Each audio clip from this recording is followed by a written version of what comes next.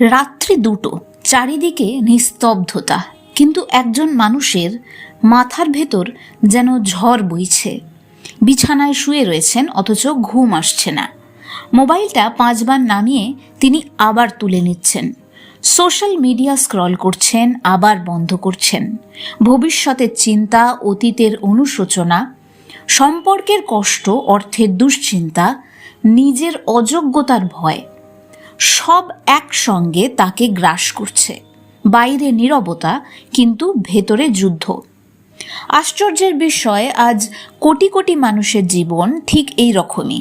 প্রযুক্তি বেড়েছে, গতি বেড়েছে, আয় বেড়েছে, কিন্তু শান্তি যেন কোথাও হারিয়ে গেছে। প্রশ্ন হলো, মানুষের আসল সমস্যা তাহলে কোথায়? বাইরে নাকি ভেতরে?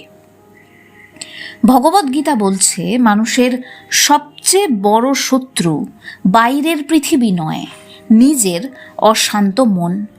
উপনিষদ বলছে, মানুষ নিজের প্রকৃত স্বরূপ ভুলে যাওয়ার কারণেই দুঃখের মধ্যে পড়ে। শ্রীরামকৃষ্ণ বলতেন, ঈশ্বরকে ভুলে মানুষ মায়ার জালে এমনভাবে আটকে যায় যে সুখের পেছনে দৌড়তে দৌড়তে শান্তিকেই হারিয়ে ফেলে। আর শ্রী শ্রী রাম ঠাকুর সেই একই সত্যকে সবচেয়ে সহজ ভাষায় বলেছিলেন, নামের ওপরে কিছু নেই।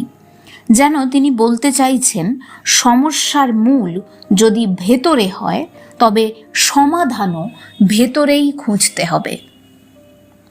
আজ মানুষ হাজার রকম শব্দে ঘেরা। মোবাইলের শব্দ, খবরের শব্দ, বিজ্ঞাপনের শব্দ, তর্কের শব্দ। কিন্তু এই অসংখ্য শব্দের ভিড়ে আমরা একটা শব্দ হারিয়ে ফেলেছি, অথচ সেই শব্দটাই আমাদেরকে সবচাইতে বেশি উপকার এনে দিতে পারত সব ক্ষেত্রে। ভগবানের নাম। ভারতীয় ঋষিরা হাজার হাজার বছর আগে ঘোষণা করেছিলেন, এই কলিযুগে ভারতবর্ষের সাধারণ মানুষদের, যে কোনো মানুষদের মুক্তির সবচেয়ে সহজ পথ হল নাম। এই কারণেই হরে কৃষ্ণ মহামন্ত্রকে শুধু একটি মন্ত্র বলা হয় না, বলা হয় মহামন্ত্র। সমস্ত মন্ত্রের মধ্যে শ্রেষ্ঠ, কারণ এটি মানুষের চেতনার গভীরে কাজ করে। অনেকেই প্রশ্ন করেন, এই মহামন্ত্রের মধ্যে এমন কী রয়েছে? এই প্রশ্ন নতুন নয়। প্রায় 5000 বছর আগে কুরুক্ষেত্রের যুদ্ধক্ষেত্রে দাঁড়িয়ে অর্জুনও ভেঙে পড়েছিলেন। তাঁর হাতে কিন্তু অস্ত্র ছিল, শক্তি ছিল, জ্ঞান ছিল, তবুও মন ছিল দুর্বল। তখন শ্রীকৃষ্ণ তাঁকে শুধু যুদ্ধ শেখাননি, মনকে ঈশ্বরের দিকে ফিরিয়ে নেওয়ার পথ শিখিয়েছিলেন। গীতার শেষ পর্যন্ত একটি বিষয় বারবার ফিরে আসে, স্মরণ। আমাকে স্মরণ করো, আমাকে ভালোবাসো, আমার আশ্রয় নাও। কারণ যে মন সর্বদা ঈশ্বরকে স্মরণ করে, সেই মন ধীরে ধীরে ভয়ের ঊর্ধ্বে উঠে যায়। এই স্মরণকে সবচেয়ে সহজ করে দিয়েছে মহামন্ত্র। হরে কৃষ্ণ কৃষ্ণ কৃষ্ণ হরে হরে, হরে রাম রাম রাম হরে হরে। এই 16টি নাম, 32টি অক্ষর, কিন্তু এর মধ্যে লুকিয়ে রয়েছে অসীম আধ্যাত্মিক শক্তি। কলি সন্তারণ উপনিষদ ঘোষণা করছে, কলিযুগের অশান্তি, অজ্ঞতা ও বন্ধন থেকে মুক্তির জন্য এই মহামন্ত্রের চেয়ে কার্যকর ও সহজ উপায় আর নেই। এই শিক্ষাই পরে মহাপ্রভু শ্রী চৈতন্যদেব সমগ্র ভারতবর্ষে প্রেমের আন্দোলনে রূপান্তরিত করেন। তিনি দেখিয়েছিলেন, নাম কেবল ঠোঁটের উচ্চারণ নয়, নাম হৃদয়ের জাগরণ। শ্রীরামকৃষ্ণ একই সত্য উপলব্ধি করেছিলেন। তিনি বলতেন, ভগবানের নাম করলে হৃদয়ের ময়লা ধুয়ে যায়। যেমন কাদায় ঢাকা সূচকে চুম্বক টানতে পারে না, তেমনি কামনা, ক্রোধ, লোভ ও অহংকারে ঢাকা মন সহজে ঈশ্বরকে অনুভব করতে পারে না। নাম সেই কাদা ধীরে ধীরে পরিষ্কার করে। রাম ঠাকুরও যেন একই ধারার উত্তরাধিকারী। তার বাণী ছিল অসাধারণ সরল।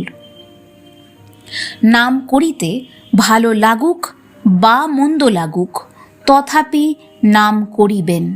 নাম করিতে করিতেই পরপারের রাস্তা তৈরি হবে। খেয়াল করুন, তিনি বলছেন না আগে মন শান্ত হোক তারপর নাম করো। তিনি বলছেন না আগে সংসারের সব সমস্যা মিটে যাক। তিনি বলছেন নাম শুরু করো, কারণ নামই মানুষের ভেতরের পরিবর্তন শুরু করে। আমরা সাধারণত ভাবি নাম জপ মানে ধর্মীয় অনুষ্ঠান, কিন্তু সত্যিই কি তাই? একবার নিজের দিনটা লক্ষ্য করুন। সারা দিন আপনার মন কি জপ করে? কেউ বারবার ভাবে যদি চাকরিটা চলে যায়, কেউ ভাবে লোকটা আমাকে কেন অপমান করলো, কেউ ভাবে আমি যদি আরও টাকা পেতাম। অর্থাৎ মন সবসময়ই কোনো না কোনো নাম জপ তো করছেই। প্রশ্ন একটাই, সেই নাম কি আপনাকে মুক্ত করছে নাকি আরও বেঁধে ফেলছে? মহামন্ত্রের প্রকৃত কাজ হলো এই অন্তহীন মানসিক কথোপকথনকে ঈশ্বরের দিকে ফিরিয়ে দেওয়া। আধুনিক মনোবিজ্ঞানও বলে মানুষ যে চিন্তা বারবার পুনরাবৃত্তি করে তার মস্তিষ্ক ধীরে ধীরে সেই অনুযায়ী নিজেকে গড়ে তোলে। ভারতীয় সাধুরা বহু আগেই বলেছিলেন, যে নাম হৃদয়ে বারবার জাগে মানুষ ধীরে ধীরে সেই চেতনার মতো হয়ে ওঠে। তাই মহামন্ত্র কেবল ধর্মীয় পরিচয়ের বিষয় নয়, এটি মানুষের চেতনার রূপান্তরের পথ। আজকের পৃথিবীতে মানুষ ডিটক্স করতে চায়, শরীরের ডিটক্স, খাবারের ডিটক্স, সোশ্যাল মিডিয়ার ডিটক্স, কিন্তু সবচেয়ে বেশি প্রয়োজন মনের ডিটক্স। বছরের পর বছর জমে থাকা ভয়, ঈর্ষা, ক্রোধ, হীনমন্যতা, এসব ধোঁয়ার জন্য কোনো সাবান নেই, কিন্তু সাধুরা বলতেন নাম সেই কাজ করে।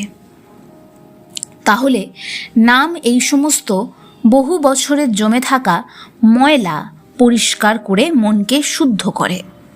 যেমন একটি নদী অবিরাম প্রবাহিত হতে হতে নিজের জলকে পরিষ্কার রাখে, তেমনি ভগবানের নামও মানুষের ভিতর দিয়ে প্রবাহিত হতে হতে হৃদয়কে পরিষ্কার করতে শুরু করে।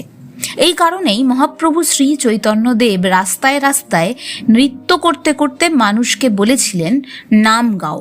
এই কারণেই ঠাকুর শ্রী রামকৃষ্ণ পরমহংসদেব বলেছিলেন নাম করো।